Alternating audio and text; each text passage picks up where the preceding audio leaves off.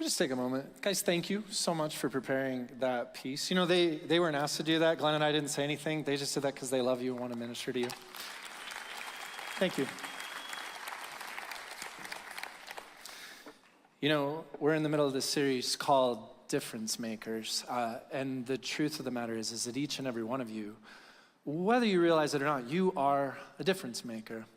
You are. We don't always see ourselves that way, but you are. If Christ is in you, think of this. If the God of the universe has met you, if Christ is in you, has loved you, and you now carry that with you, and you are empowered by his Holy Spirit, because that's the truth of how this all works, then you're essentially just potential waiting to happen, right? The most powerful being in the known universe loves you, is with you, and is for you as you make your way in your life. You can't help but be a difference maker. It's just the truth of who you are. And the question becomes, will you see yourself that way? It really does. Because I think for me, probably for you, for a lot of us, the problem is really that we just don't always resonate with that. We don't always see ourselves that way. When I was 21, I walked into a really large auditorium as part of the college that I was at, and it was a conference.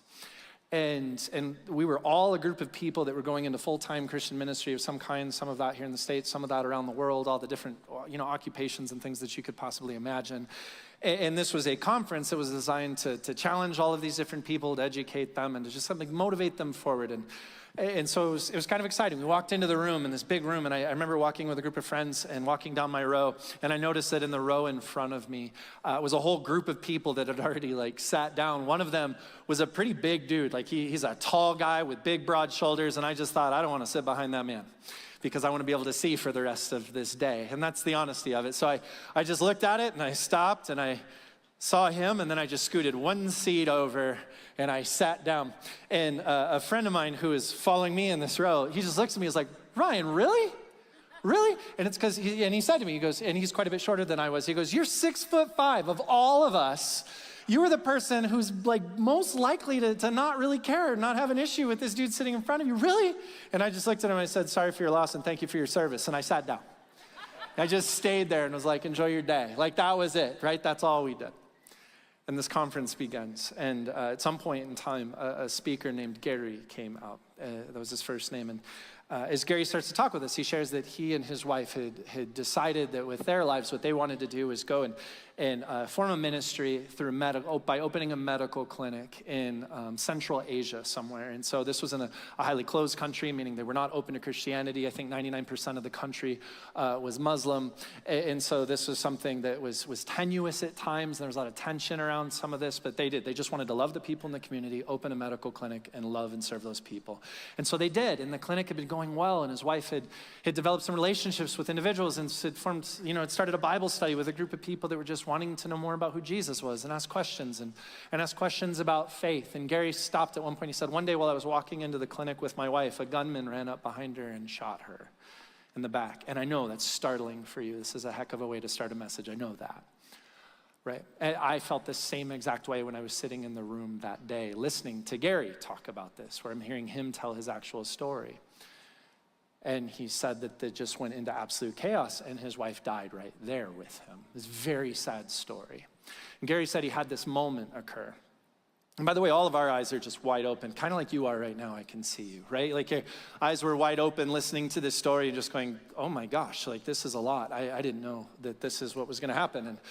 And he says he's holding his wife who's just passed in his arms, and he basically says, it's like I heard the voice of God clearly for a moment in my life where he just said, I can either hold on to anger and revenge and resentment, or I can choose forgiveness and love, and this would define the story of my life. And he said, so in that moment, I gathered all the courage I possibly could, and I chose forgiveness and love. And I just sat there going, how? Right? How do you do that? And I didn't have a context in my brain to even wrap my head around what was happening for this. And so he goes, and so I did, and I continued to run the clinic. And then a guy comes walking out afterwards, and he introduces him and says his name, and then says this man was part of the plot to actually kill to kill my wife and to help end this ministry. And he's like, he has since become my friend and has since become a follower of Jesus Christ, and now is one of the strongest leaders in our clinic. And he starts to share, this is what God's done through this story, and this is all this amazing stuff that's happened through this. And And then everyone people were crying, people cheered, there was all of this energy in the room of just wow, that is a crazy story. And then he ended his talk, and then they brought out an award of just being a difference maker, being a person who's done something significant in the kingdom and all this stuff. And they brought it out and they gave it to Gary. I can't even remember what the award was at this point in time. And then Gary went and sat down. And the guy who was facilitating this conference, he gets up and he looks at all of us in the room and he says, all of you are people who are seeking to go into ministry. And you want to do that in various forms or in others. And he goes, and what the world needs is more difference makers like Gary. Will you be that difference maker? And everybody's like, yes, because they're all motivated and cheering. And I'm going to share with you the honest thought that was in my head at that moment in time that I did not say out loud that I will say to you. Some of you are already saying the same thing out to me right now. I can see your faces. I just looked and said, in my head, I'm like, I'm not Gary. That's the thought I had. And I know that's not the right thought that I was supposed to have. I know that's not what everyone wanted me to say. And I know that's not what it was supposed to be. But I found myself thinking, I can't even wrap my head around what that man did. And I bet God empowered him, and I don't even know what to do with that particular thing. And I'm the guy that walked into this thing and was like, no, I don't want to sit here. I won't be able to see even though I'm tall. Enjoy your life. That. I'm that guy. That's me. I'm not Gary. I'm ordinary Ryan. I'm not extraordinary Gary. Do you know what I mean? That's me. And I'm not minimizing what he did. I think that's extraordinary. I think it was exceptional. I think it was powerful. I think it was so many things. That's not what I'm getting at. I just realized when I looked at myself, there's no part of me that looked and was like, I'm that kind of difference maker. I'm this thing. I would have looked at him like, God, you see what you're working with, right? It's just me. I'm just Ryan. That's me. I don't know what else to be in this. And I share this story with you because I think sometimes for us, we find ourselves in moments where it's like, you're a difference maker, and we have to think, that's supposed to be motivating, and that's supposed to that's who I am, and it's supposed to be all these things. But it's not like you go stand in front of your mirror in the morning, you're like, morning difference maker. You don't see yourself that same way. You just, maybe some of you do, but most of us, we just look and we're like, okay, God wants to make a difference through me. Or I'm a difference maker, but I don't know, I'm just kind of ordinary. And it seems like when I read the Bible, when I read stories, when I read moments, when I read things, when I hear from people, it's always this extraordinary person doing an extraordinary thing, and that's what makes the difference. That's just not me. So I don't know quite what to do with that. And so today we're going to talk about what this might mean for some ordinary people like us, like me, and like you. If you feel just a little too ordinary to be the difference maker that you feel like God needs in this world and in your life, then I just want you to know I'm really happy that you're here. This message is actually for you, and I hope it meets you in the midst of where you are. If you know more NFL information and more sports information than you do Bible verses, and you're looking, going I don't know, I think God gave me the wrong skill set here to be used. I'm really happy that you're here, and I mean that. I actually think that this sermon and this message is for you. If you find yourself wondering if God can use you sometimes, if God could use an ordinary person like you, despite maybe some of the things that come out of your mouth sometimes, you're like, has he heard what I say sometimes? I don't know. Can he still use this? And those things. I'm really happy that you're here. I really am, sincerely. This is for all of us. And if you want to love people, but you find yourself going I want to be a difference maker, but I'm not really great with people, and people kind of drain me, and the only difference I want is less people, And you feel that way, even you. I'm happy. I still think there's just something in this where I feel I'm really happy that you're here. I think there's something in this for you. And if your insecurities at times seem to be the louder voice than the opportunity to make a difference around you that God seems to present you with. And so that's the only voice that you really hear. If that's you and you know what that's like, you're in good company too. This is for you, because the truth of the matter is that makes you normal. All of those things, they make us human beings who are just normal. This is what we are. This is how most of us are. There's exceptional moments and things, but by and large, this is us. And yet, you are a difference maker. Because the truth is, ultimately, God is going to get to make a difference in the lives of people around you. You can't control people. You can't force those things. That is bigger than you. All you have to do is be willing to pause every now and then and serve someone else with love. You get to trust God with the rest of that. All you have to do, if you're this idea of difference maker, it seems so big, it seems so crazy, all you have to do is be willing to pause every now and then and serve someone else with love. And that, friends, is something that anyone and everyone can do. And we're going to talk about this. So as we seek to explore this idea, what better place to go and what better place to look than Jesus himself? And I know a lot of times if I were to look and say, so we're going to talk about Jesus today, what's the first thing that comes to your mind when you think of Jesus? A lot of people immediately see the image of a cross. And they go to the biggest thing that they can think of that Jesus did. They're like, and Jesus died on the cross because he's like Gary, or Gary's like Jesus, you know, like we go to the biggest thing. And I'll even say this sometimes. I'm like, well, let's look at Jesus. And I can hear people's inner monologue be like, well, Ryan, that's Jesus. You know, like that type of moment. But we're not actually going to go to the cross. We're going to go to a moment before he ever hung on a cross when he simply washed his disciples' feet and entered into one of the most ordinary things in the most extraordinary of ways. And I hope it becomes a blessing to us. So if you have your Bibles, you can turn to John chapter 13. That's where we're going to read about this. And let me give you a little context for what we're about to read here. So in John chapter 13, where we read about Jesus washing the disciples' feet, this is most commonly known, most infamously known as the Last Supper. That's what this moment is, right? Many of us know that because of a very famous painting, but what it's actually happening here is Jesus is gathered to have this supper with his disciples. The reason it's called the Last Supper is right after this, he is going to be led out, or he's going to go out into the Garden of Gethsemane where he's going to be arrested, then ultimately tried, and then crucified. And this becomes the big story that people who aren't even in churches tend to know about Jesus, right? That this is what we believe and this is what happened, and that's what's going to happen. But before any of that occurs, he shares this meal in an upper room with his disciples. And these are the people that are seeking to follow him. These are the people who, long after Jesus is no longer operating in physical form in the way that we would think on this earth, these are the people that lead out and start his church and do all these amazing things the way that we would think about, or the way that we know. And so he's communicating really clearly to them. He's communicating really overtly. This would be like that moment where you're like, big stuff is about to happen. So I want you to get the clearest picture that you can. And I want to say some things that are so important because this might be the last moment like this, with this kind of gravity, that I get to say them. That's the situation. That's the moment we find ourselves in. John chapter 13, verse 3. Jesus, knowing that the Father had given all things into his hands, and that he had come from God and was going back to God, he rose from supper. So imagine Jesus suddenly stands up from the meal. And he laid aside his outer garments, and taking a towel, he tied it around his waist. And then he poured water into a basin, and he began to wash the disciples' feet and to wipe them with the towel that was wrapped around him. This is this extraordinary thing that he does. But we have to be honest. We don't wash a lot of people's feet. So it's kind of weird for us, isn't it? Right? So let's talk a little bit about foot washing.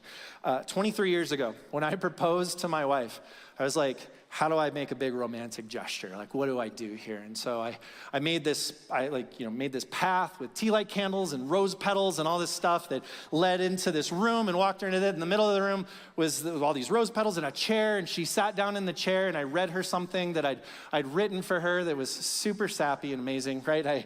And all of that. And then I knelt down in front of her, and there was a basin of water, like a little container of water, and I pulled the thing out, and I was like, and I'd love to wash your feet, as like a symbol of just me wanting to love you and serve you and for a long time. And I did that, and I finished that, and then I looked and I said, and in the same way, I want to love you for the rest of my life. And now I'm holding a ring. And apparently she just thought this was like a fun thing we were going to do on a Friday, and didn't realize she was getting proposed to. And so she just like kept staring off in the distance. And then finally I was like, I think I need to ask again. So I hold the ring up a little higher, and I'm like, will you marry me? And she suddenly realizes she's getting proposed to, and she goes, yes. And we've been married 21 years this last June. That was how this whole moment started. You guys clap for that. That's funny. Yeah.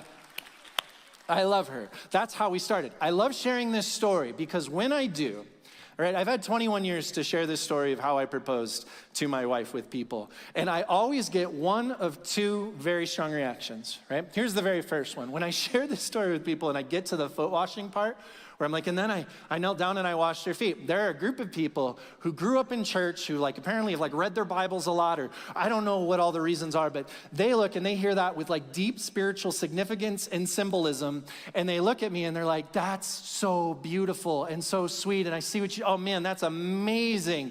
And if that's you, you are without question in the minority.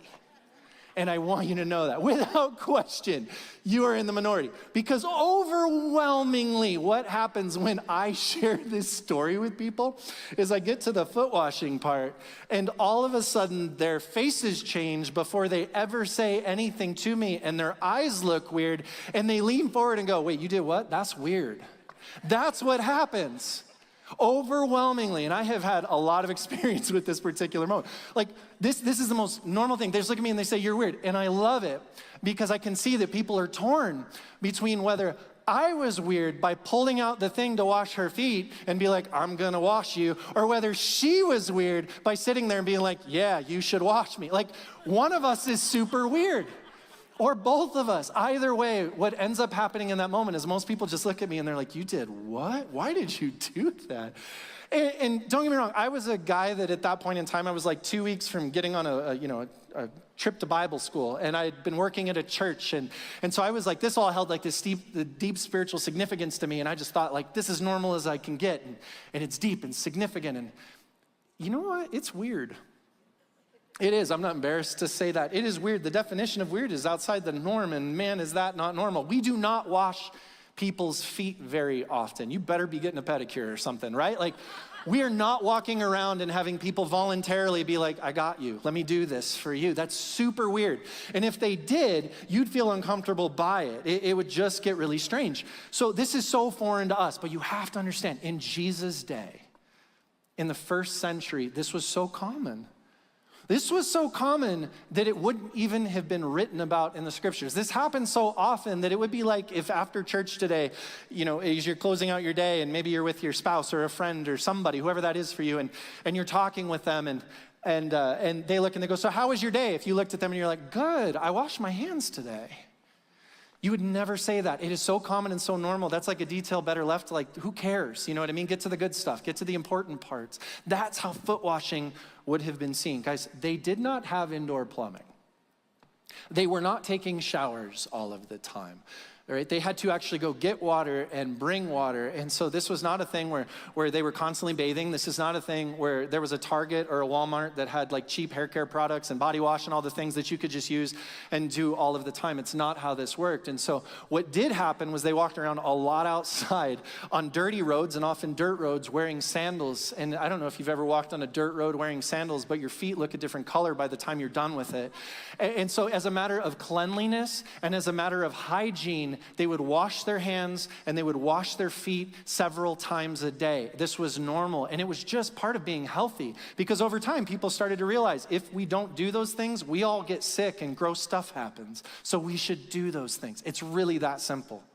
And so what would happen is if you went to go inside of someone's house, before, you'd walk inside, well, so that you didn't bring what was outside inside, you would wash your hands and you'd wash your feet. And this is a sign of courtesy and respect. When you went to go eat dinner, you would wash your hands and you would wash your feet. Sometimes you actually reclined for dinner. And so this was just about being sanitary and about being clean. When you went to go to bed at night, you would wash your hands and you would wash your feet, right? Because they were not all wearing closed-toed shoes. It's not how this works. And so that's a matter of cleanliness so that you can go to sleep and be respectful. In fact, one time I went to Central Asia, and it was just about an hour south of the Russian border, way back in the mountains, visiting some people there. And the host of this house that was hosting us, he was like, okay, you can go to bed. And he pointed me to like where this bed was, where I was going to be staying. And I said, thank you very much. And then I went to go lay down in it. And he was like, no, go outside.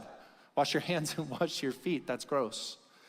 And so I had to go outside in the yard, like wash my hands, wash my feet, and then I was okay to go to bed. This was just normal. This was so commonplace, they wouldn't have even thought twice about it. This is just what you did. There were rules to this. You did it all the time, every day, multiple times a day. Think of how common this would have been. Beyond that, there were rules about who could wash whose feet.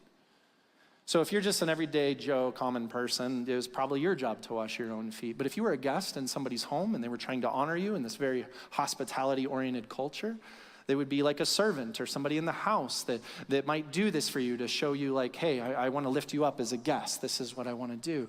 It might be the responsibility of a slave or a servant, but, and again, we're in ancient cultures here, but there were rules about that too. A Jewish person couldn't require another Jewish person to wash their feet, even if they were a slave or a servant. And it's because they were seen as like a brother and your kinsman type of a thing. You couldn't do that. And so you could, though, require a Gentile, which is a fancy word for non-Jewish person, to wash feet if they were a slave or a servant. And it's because they were seen as a little less. societally, hierarchically, in that particular culture from the Jewish people. They were. And so you could ask that of people to do those things. There were rules about all of this. And I share this because foot washing was so incredibly normal. This would have been happening all the time from various people. You would have known how this works. This is not a story to write about. This is not exciting. This is old news. This is something you just would pass you by without thought. Because at some point, just like in the first century, this is true for us in our culture. At some point, everyday service becomes common. Whether it's good or bad, this is just true. At some point, everyday service becomes common.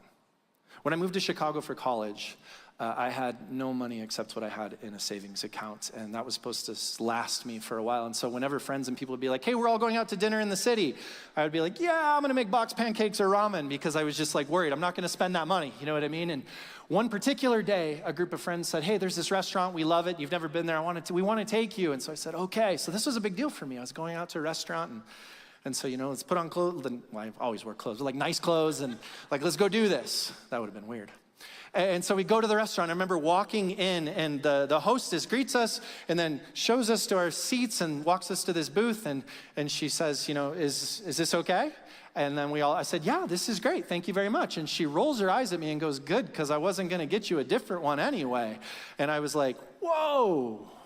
That was really rude. And I waited, my eyebrows went up, and I got quiet, and I just said to my friends, I'm like, she's having a bad day. Like, that hostess is probably not gonna do very great tonight. Like, that kind of a thing. Like, something's not going on, or not going right for her. We sat down, and then the waitress came over, and we ordered some drinks, and she brought out our drinks, and then said, oh, guys, she said, oh, sorry, I forgot to get you guys some straws. And then so she gave some people some straws, and then she grabbed a handful and threw them in my face. I know. Yeah, and I just sat there going, did I say something wrong? Did I do something wrong? Did something bad? Like, what is going, this is not normal. And then she throws some sarcastic remarks at me, and she was like, well, if you have a problem with that, maybe you shouldn't suck so bad. And I was like, what? And this is what she said. It's a quote. I was like, that's witty with the straws. I see what you did there. But also weird, right? It's not okay. Guys, it took me getting all of our meals out where they were given to the wrong person with zero cares given and a bunch of other rude and sarcastic remarks to realize that I was at one of those restaurants where the whole shtick is to be mean to the customer and where they insult you the entire time. It's a place in Chicago called Ed DeBevick's. My friends all love to take people who are new to the city who had never been there to this place without telling them what it was to see how long it took you before you lose your ever-loving mind, right? At whatever was happening around you. And so they're all pretending to be shocked, but they've had this happen 100 times. They know what was happening. And it took me this long. I can remember the whole experience to this day. Think about this. I think about this in my own life. I have been, over the course of my life, I bet you, to 1,000 restaurants. And I mean that because not just nice restaurants or things, but probably at 1,000 different times I've walked into a place that has been designed to give me food or serve me food or something like that over the course of my entire life. And I can remember very few moments of those where what the service was like. Think of your own life. How many have you been to? You don't have to answer, but think about it. How many moments can you remember what the service was actually like or what actually happened there? Sometimes you can remember what you ate, but most of the time you can't remember the faces, the people, the things. Like, it all just fades into oblivion. And the reason why is because service, everyday service, becomes incredibly common. The only reason I can remember the story that I just shared with you is because it's so weird and so different, it is etched into my mind. It was so different that it actually stands out. And now I'm like, yeah, that's one of those things I'll probably remember forever because there just weren't many things like it. See, I can't remember them for the same reason that most of you can't remember yours. And it's because we've grown to see service in the everyday as common. Think about this. It's common to be greeted at a door when you walk in.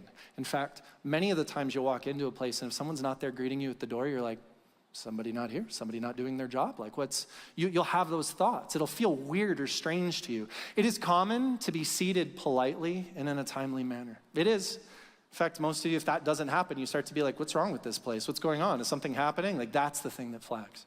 It is common to have your food brought out to you in an appropriate amount of time and where you actually get what you ordered. Like, that's a common form of service, and we're used to it. And some of you guys who work in the restaurant business, you're like, but it shouldn't be common. It's a big, and I know good service is a big deal, but whether it should be or shouldn't be, what I'm trying to say is societally, it just gets so common that we get so used to it that it stops being the story.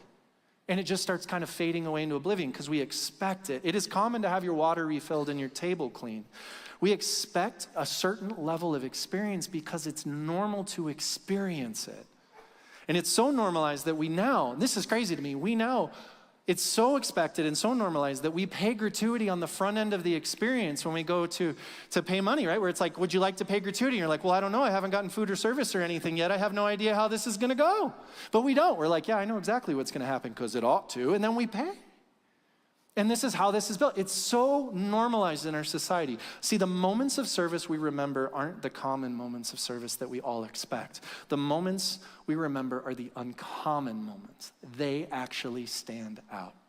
It's the moments of great difference that stick out to us, that become significant and extraordinary. So think about this for a moment.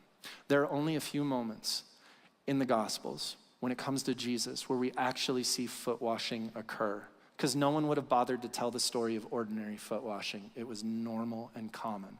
The moments where we see it occur, it is striking and different and extraordinary. Every single time. Go have a great time reading through some of the other ones that we obviously aren't going to cover today. It's amazing. So in this particular moment, Jesus does something so significant. And guys, we are here to talk about being difference makers. And the way Jesus does what he does makes such an extraordinary difference that I guarantee you the disciples remember this for the rest of their lives. Hence it being written about here and now. And I just want to make the point. Serving with love is different. Ordinary service that we've come to expect, it is utterly common. It's not bad. It's fine. It is what it is. It is utterly common. But serving with love is extraordinarily different. It is so incredibly different. At the beginning of John 13, I want you to look at this. John tells us exactly why Jesus does what he does here. Go back and look at verse 1. It says, now before the feast of the Passover, when Jesus knew that his hour had come to depart out of this world to the Father, it says this, having loved his own who were in the world, he loved them to the end. This whole foot washing moment that we read, this is how John begins it. He's like, this is what this moment is. This is Jesus loving the people that he was with at this point in time. And I love this because this isn't just a moment where Jesus is going, well, I'll give you the same old service. This is the same old foot washing. This is the same old moment. This is a thing that you're used to and accustomed to that you'll forget long after I'm gone. This isn't any of those things. He's essentially looking at them and he does something extraordinary as if to say, this moment how I'm loving you and serving you by washing your feet is just like the moment I'm going to love you when I hang upon the cross. Because the difference maker I am there is the same difference maker that I am here. This is part of who I am, and it's extraordinary. Look back at verse 4. You'll see how different this is.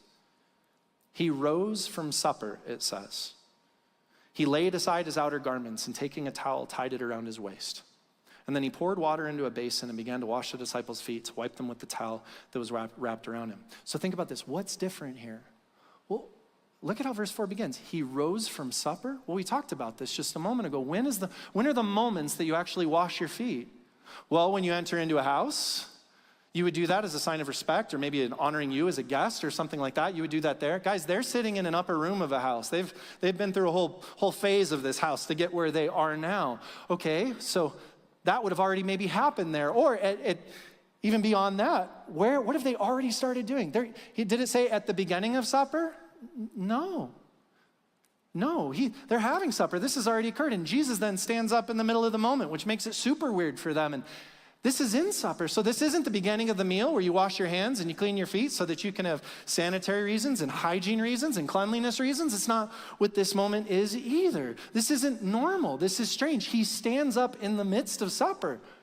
Maybe they were to the end of it, maybe in the middle of it, I don't know. But he stands up in the middle of this thing that's already happened, and you've already washed your feet at least once, maybe even twice. What's he doing? And he suddenly starts to take off his outer robe and to tie his belt or towel around his waist. We talked about who is supposed to wash their feet too, didn't we? Not Jesus. The lowliest of you is supposed to wash your feet. An ordinary group, maybe you're supposed to wash your own like that. Certainly not your teacher, your rabbi, your Lord. Certainly not Jesus. He's the last person in the room that should have been getting down to wash their feet. And you know what's crazy is the scripture cues us in on this. If you were a reader in the first century and you read that Jesus gets up and he takes off his outer garment and he ties the towel around his waist, he is literally putting on the first century uniform of a servant or slave, which by the way in the Greek is the same word, it's the word doulos. He's making himself in this moment a person who is a servant, who's low. And he's putting on even the uniform just to do this. And then he kneels down in front of them and he pulls out a basin of water and he goes to wash their feet. And they've all got to be sitting there going, you can't do this. You shouldn't do this. This is the most uncomfortable thing in the world. This sounds like Ryan's engagement story. No. Because it's so incredibly different. This isn't the same old kind of service. It's so different, and it makes them so uncomfortable. Peter sees Jesus go to kneel in front of him, and I love Peter, because Peter always wants to be like the best disciple ever. And so Peter sees Jesus kneel in front of him. Look what he says, verse 6. He came to Simon Peter, who said to him, Lord, do you wash my feet? What you have to understand is that the syntax of the Greek, the way that that's written, is it almost illustrates Peter stammering right here. As if to be like, Lord, do you wash my feet? Like, what are you doing? I don't even know what to say right now. It's being illustrated like this is what's happening. Lord, do you wash my feet? And then Jesus looks at him and goes, well, what I'm doing, you don't understand right now, but afterwards you will. And it's because Jesus knows they're going to see him die upon a cross. And he's looking and he's going, this moment of service, it flips everything upside down. It's completely different than what you're used to and what you know. And you're confused by it. You're a little weirded out by it because it's not normal. But you're going to see me die upon a cross, not as a conquering king, but as a servant king. And you're going to realize that the same love that I have is the same love I'm giving here. And you're going to realize this is who I am. This doesn't make sense to you right now, but it will. You're going to see it. And it's going to make sense. And it's going to resonate in a powerful way for you. And then Peter said to him, because he's trying to be the best disciple ever, you shall never wash my feet. Like, I won't let you. You can't lower yourself. You can't do this way. And then Jesus says, well, if I don't wash you, you have no share with me. And I love this because this is Jesus saying, look, I know this is so different and I know you don't get it and I know you're going to understand. But Peter, if I don't serve you and love you, and that's who I am, then you won't have part of me. You won't be connected to me. This is literally the kind of difference maker that I am. And so you got to let me do this for you. And Peter starts to realize this is a way bigger deal than he thought. And even if he's still confused, he goes back into like best disciple ever mode in verse 9. And Peter says, Lord, not only my feet also, but my hands and my head, like shower me, which is weird. Can you imagine if he's like, get out the bath, like let's do this. And all the other disciples are like, he's always making it weird. That's probably what would have happened here. Right? Wash all of me. And Jesus said to him, the one who's bathed does not need to wash except for his feet, but is completely clean. And I love this part. I do. I love this part because this is Jesus essentially saying, Peter, I'm not doing this to clean you. I'm not doing this for cleanliness and hygiene. You already had your hands and your feet washed. All that needed to happen there has already occurred. In a single act of foot washing, this is Jesus saying, I am not here to be better than you. I'm here to lift you up. I am not here to show you how unclean you are. I'm here to show you how loved you are. That's what this moment is, right? I'm not showing you how to get dirt off of your feet. I'm showing you the power of a moment where you humble yourself and you serve someone in love and the kind of difference maker that Jesus is and the kind of difference it can make in someone's life. And he wanted them to have a firsthand experience of just who he is and just what he's really all about. And he loves them in the midst of this moment. I think it's so powerful because it's so weird and it's so different and it's so unexpected that it would have been striking. In fact, before they die, John's like, I need to write this down. No one would believe it if they didn't read it. This has stuck with me through the course of my life. This isn't like an act of service that's just faded into oblivion when service gets common. This is so strikingly different that it changed me. It made its way into me and worked through me. This is the difference that Jesus is. This is the difference he wants to make. And I read this, and I find myself reflecting on one of my favorite passages in the Bible. It's written in Philippians chapter 2, and Paul writes these words, and I just want you to hear them. Paul says this to a church in Philippi. He says, have this mind among yourselves, as in think this way. Let this be your operating system. He says, which is yours in Christ Jesus, who though he was in the form of God, did not count equality with God a thing to be grasped, but emptied himself by taking the form of a servant, Being born in the likeness of men and being found in human form, he humbled himself by becoming obedient to the point of death, even death on a cross. Therefore, God has highly exalted him and bestowed on him the name that is above every other name, because this makes a real difference, friends. Verse 10, so that at the name of Jesus, every knee should bow in heaven and on earth and under the earth, and every tongue confess that Jesus is Lord, to the glory of God the Father. You see, Jesus is so different. Not just back in the first century where he did a weird thing washing his disciples' feet. This is so incredibly different. We live in a world where service is expected and common and easily forgotten about. But when you serve someone with love, in love, when someone realizes that you're not just being nice to them, but you actually care about them, you actually love them, when someone realizes that you're not just trying to be a good person so you can look like a good person, but that you actually care about them and you love them the way that God loves them, it is so strikingly different. Guys, I expect my waiter to take my order and to refill my drink or to do the things that are on the job description of like what a waiter is supposed to do, but I don't expect him or her to love me. I don't expect him or her to genuinely care about who I am. When those moments happen, you're like, do I know you? What is this? Who are you? Because they're strikingly different. I expect a civil servant to care about our community. I expect a civil servant to care about our country, our city, wherever their service is provided and those different things. I expect that. I don't expect them to love me uniquely. I don't.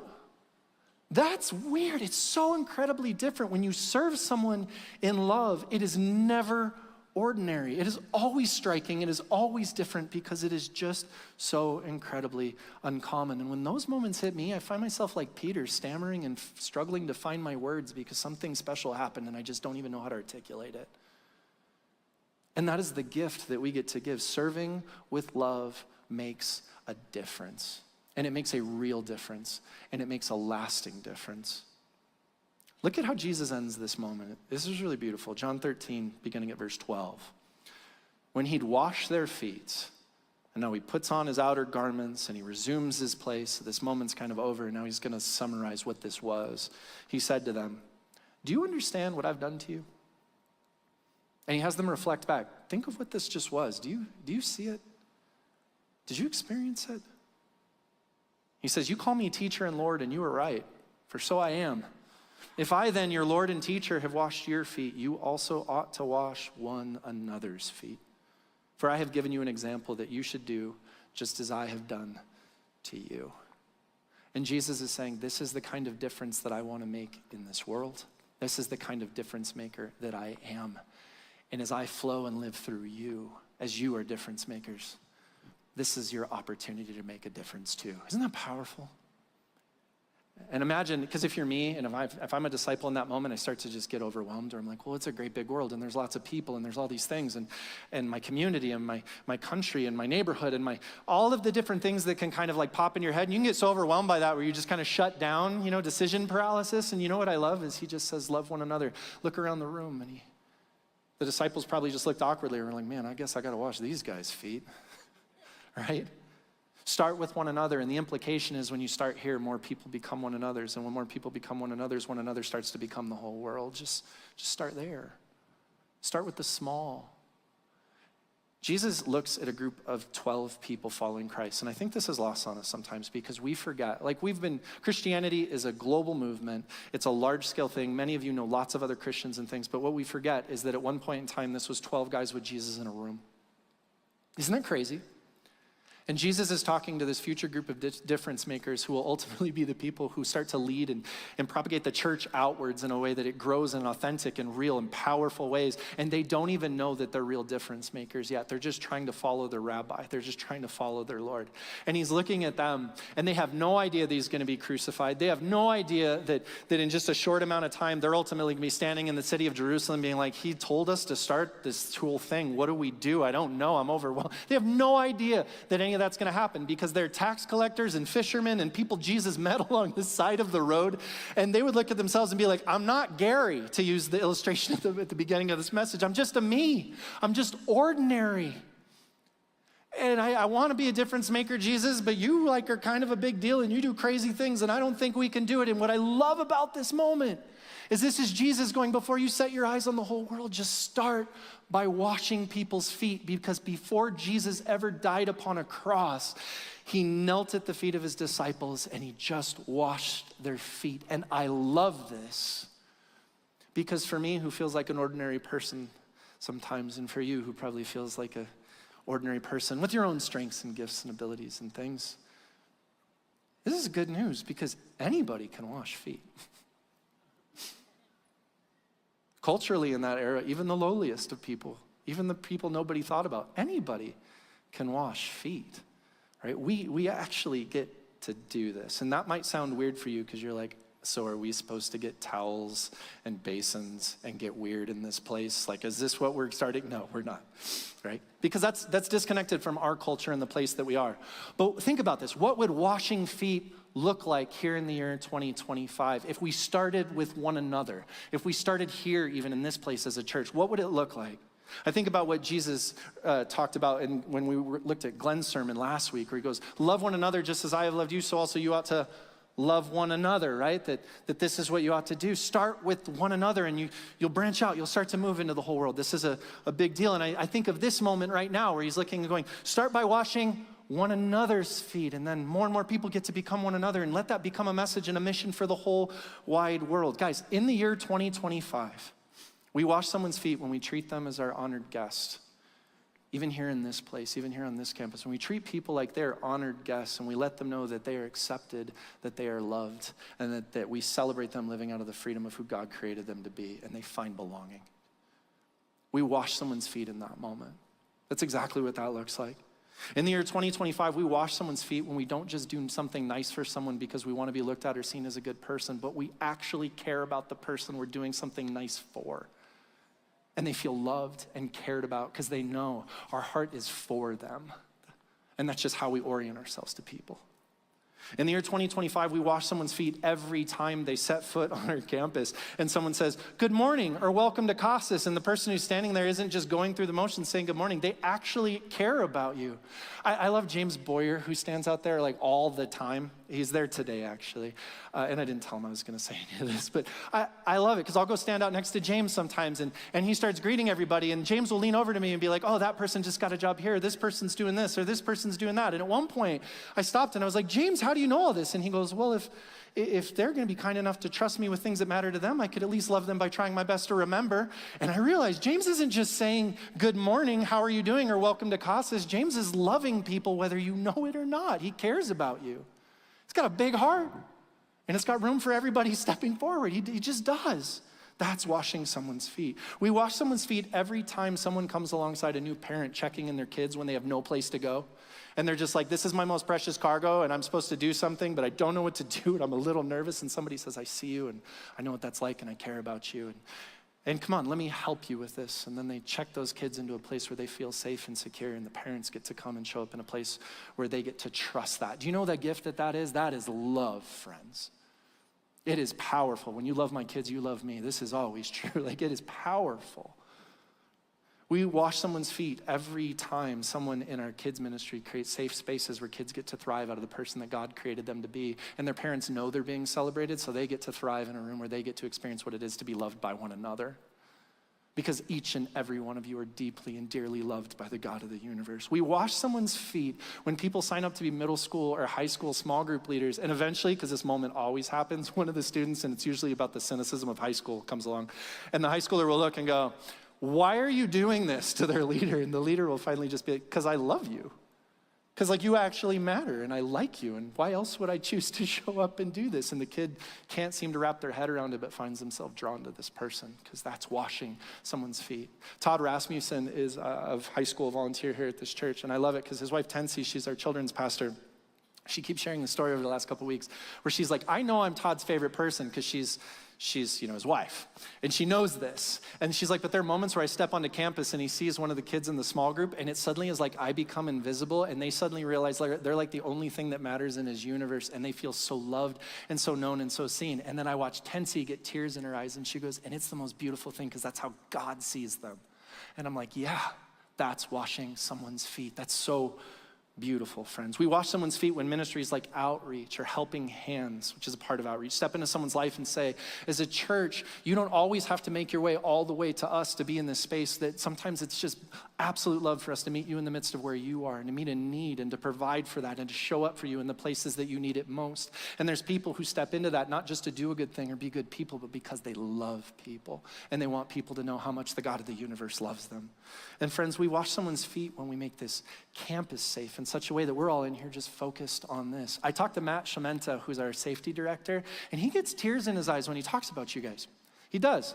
I don't know if he's okay with me admitting that, but he does. Sorry, Matt. Like, he as he talks about this, he does. And the reason why is he goes, I just think of the role that I get to play so that God gets to love people and they get to just feel at ease and at peace. And he just finds it so beautiful. He's not just creating safety. He's trying to love people. He loves you. He's trying to wash feet. And I think about that for every volunteer here in the worship service, whether it's through cameras and singing and all the different things that happen. Nobody's just trying to put something on. Everyone's trying to love somebody, because ordinary service is common and forgettable. But when you serve someone in a way that loves them, that makes a difference. And that reflects the heart of our difference maker, Jesus Christ. This is who he is as he looks and he says, just as I've done for you, you go and do this with one another. Love one another in the same way. So you may not have realized it, but when you walked in today, many of you have already had your feet washed multiple times already. Isn't that weird? You may not have realized it, but if you were a Christian, you come from a long line of foot washers going all the way back to Jesus Christ himself. That's who you are. I dare you to introduce yourself to somebody that way. Hi, I'm a foot washer, and see how weird it gets. Join my club for a half second, right? No, but it really is. It's a beautiful thing because anyone can wash someone's feet. Anyone can wash someone's feet in whatever way that looks like for you. And so can I just close with this challenge? Right? This is something that Jesus looks at to call all of us to be the kind of difference maker that he is. And so can I just challenge you to start with one another? And if you have never taken a step around here to just volunteer, to serve, to participate in some of these areas, whether it be guest services, high school, student ministries, the service itself, I don't know, there's so many around here, outreach, helping hands, many of the groups and things that all exist. You can jump into those things because you're like, well, I just think I should get involved. Or you can jump into pieces because you're like, I think this is my opportunity to love somebody and to wash someone's feet and to show up in a way that really makes a difference. And if that's you, if that knits you, if that like captures your heart, can I just challenge you, if you haven't taken that step, to take it? I mean that. Just go love some people. Show up and use the giftings and things that God's done in you and love some people. You don't have to be Gary. You just get to be you. And frankly, that is more than enough because Christ is in you and you are a difference maker, friends.